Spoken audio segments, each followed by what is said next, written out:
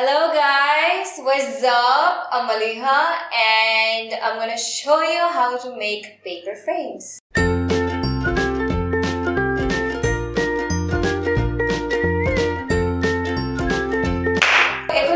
আমরা paper frames বানাবো। About paper frames, আপনি যদি rectangle চান rectangle ও বানাতে পারেন, square চাইলে square ও বানাতে পারেন। আমরা first হচ্ছে একটা মাঝখানে একটা সাইজ নিব যে আমার পিকচারটা কতটুক সাইজের হবে। পিকচার obviously একটু লেন্থ বড় করে রাখবো। ওই মাপটার হিসেবে আমরা 3 সাইজের স্ট্রিপস এর মতো আলাদা করে স্কেলিং করে নেব। স্কেলিং করে যে এজ গুলো আছে সেগুলোকে 4 কোণা হোক বা ফ্রেম সাইজের অনুযায়ী আমরা কেটে নিব। কেটে what we do is we fold।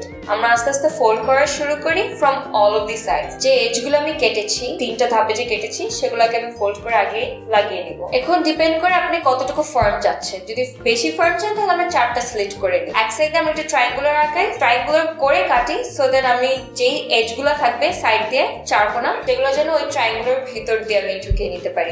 And after that আমরা যখন সেট করে নিচ্ছি আমরা আমাদের নিজের মতো আস্তে করে একটু গ্লু করে নিব। Will keep space. তখন ছবিটা আস্তে করে স্লাইডিং করে দিলে there you go. And এখানে কোনো হাসফুস নাই। If you want you can put flowers on the frame and it's quite easy. Flowers দিতে পারেন, glitters দিতে পারেন। আপনার মন মতো যেভাবে ইচ্ছা সেভাবে করে সাজিয়ে নিতে পারেন। Well, that's about it. There you go for a frame. Thank you for watching this video and I hope আপনাদের এটা কাজে লেগেছে and আশা করি you liked it and loved it as well. আরো কয়েকটা ভিডিও আছে।